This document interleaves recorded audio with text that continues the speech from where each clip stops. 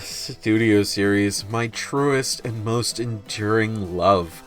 Conceived in late 2018 as the oft-derided but unquestionably influential live-action universe's answer to Generations, it served to be a wonderful celebration of the Transformers I grew up with, and as such, I've given it much more attention than other lines. Unfortunately, as time wore on, the seemingly endless roster of characters left to enshrine in plastic for posterity slowly began to dwindle and dwindle, until only a couple dozen were left. No matter, says Hasbro, as there is still one more movie this line hasn't covered.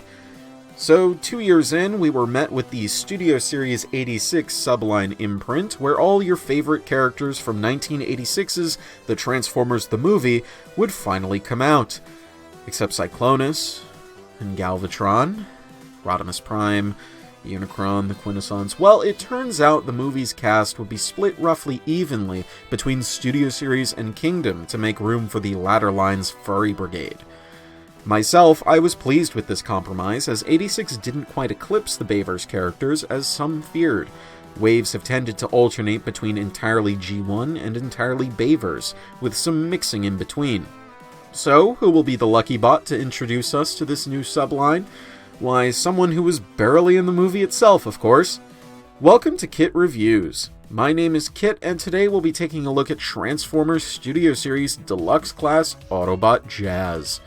This figure was released in 2020 as part of Wave 11 of the Deluxe assortment. This figure represents Jazz's appearance in the 1986 film The Transformers the Movie. With Hasbro becoming increasingly more buddy-buddy with the Volkswagen Group, what with Bumblebee reprising his Beetle alternate mode more regularly than I Take Shits, and Rise of the Beasts Mirage doing the impossible and assuming the disguise of an actual Porsche. Only time will tell if Hasbro actually got the long unattainable Porsche license, or if this will just be another Dino situation, but things are looking up. Either way, Hasbro seems to feel very confident about themselves, as Jazz here turns into a spitting image of his original 1976 Porsche 935 Turbo race car alternate mode, or at least an unlicensed hand-drawn approximation thereof. As a result, Jazz's lines and curves are really funky in a cool way.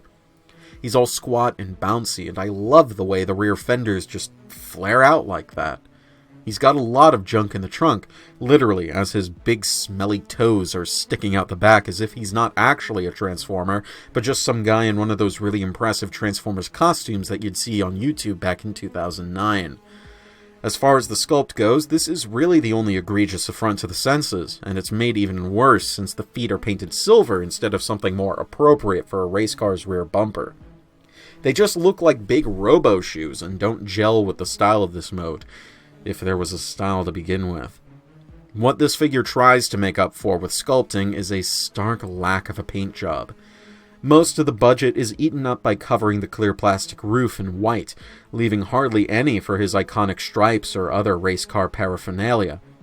That stripe is really basic, though cartoon accurate, I say through gritted teeth.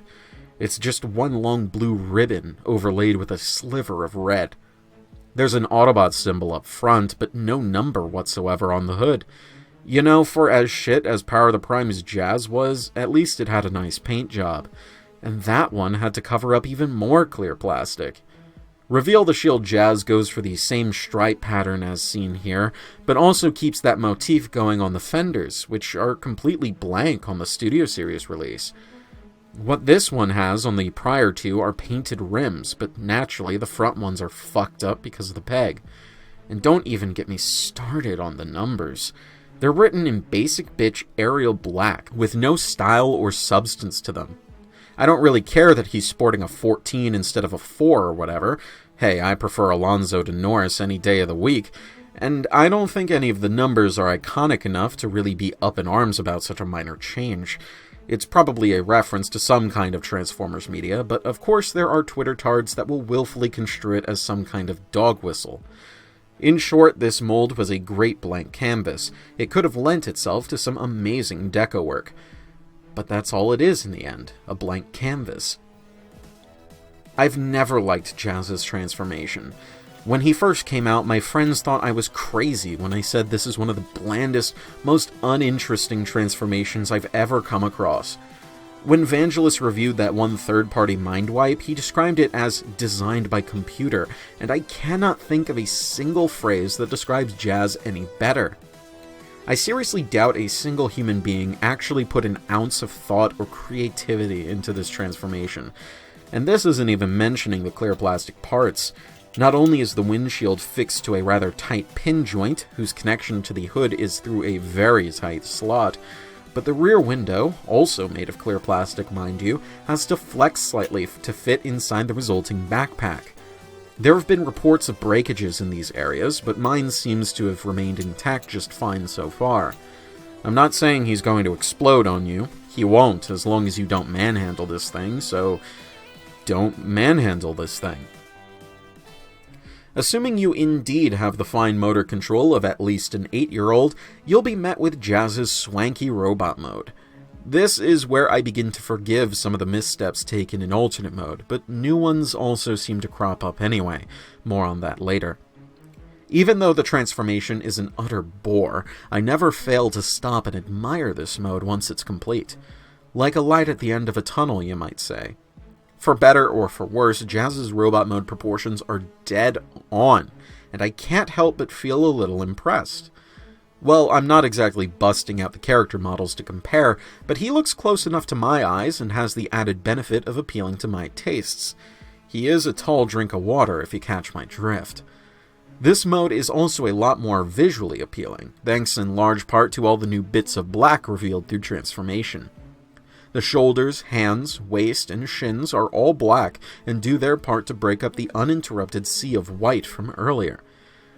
Then there's the head.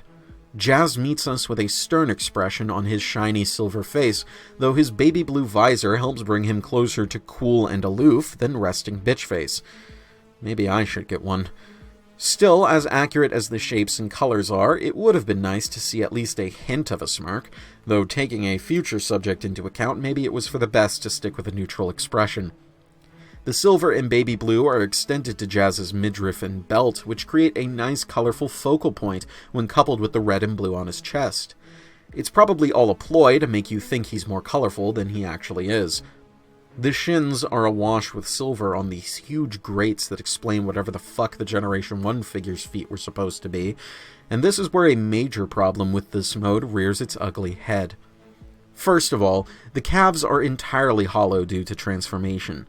That was kind of expected, even though Hasbro's supposed to have been doing much better to mitigate this kind of thing. Aesthetically, I don't really care much, as it's a large void on a black piece, so it kind of blends in.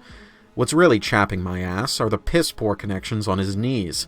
One of them at least stays, if only because the actual knee joint is so much looser than the armature within. The other? Well, the other will happily disengage at a moment's notice. He's not going to collapse under his own weight anytime soon, but it is annoying when I'm trying to pose him. I shouldn't have written such a good transition to the articulation segment when I have to cover his accessories first. Jazz comes with a nice silver pistol. It's got some pegs on the side. It can do the blast effect thing. Well, that's pretty much it. It's just a generic-looking Autobot pistol. Nothing wrong with that, just not a whole lot to say about it. So, like I was saying, Studio Series Jazz is packed with 20 dedicated points of articulation, and none of them are wasted. I would have liked to have some double joints in the elbows, but neither of the other deluxes in his wave have them, so maybe that's asking too much. Actually, maybe it isn't. Both Blur and Cup are far more complex than Jazz is, so wouldn't it be fair to give Jazz some extra joints to compensate? Surely there must have been enough budget for the wave to give him 2 extra joints. Get rid of Blur's welding torch for all I care.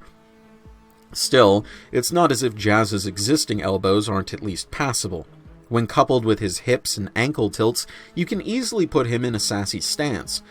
While I'm bitching, though, I might as well say that it'd be nice if his ball-jointed neck had just a little more range. As it is now, he can only tilt in the direction he's looking, and that annoys me. The waist is completely free, thanks in part to his adjustable backpack, and one could actually take advantage of the untabbing knees if you want to jerry-rig a double joint out of it. It looks awkward in some poses, but great in others. Really, it's down to how well you can make it look good. So, despite my minor yet overblown complaints, Jazz is actually a decently posable figure if you know what you're doing. I still don't think he's quite ripe, but you can easily get some good poses out of him. Not quite ripe. Going into this, I didn't think I would be able to articulate my true opinion of this figure so succinctly, but look at me go. Just goes to show that a little alcohol can go a long way when it comes to creativity, yeah? Jazz does a lot of things right that will make a lot of people happy. He turns into a bouncy and fun race car. His robot mode is a spitting image of how he looked in the cartoon, and he can pose relatively well. He'll definitely look good on a shelf next to all your other Chug Autobots all lined up in the same A stance, I say with no shred of self-awareness. Still, he's not all the way there for me. His alternate mode is severely lacking in paint and personality as far as the deco is concerned. The transformation is a joke, and his knees bug the shit out of me. Out of my collection, Jazz is not a figure I take down and play with at my desk often. When he was revealed, I really wanted to like him. That's not to say I hate him, I'm just disappointed.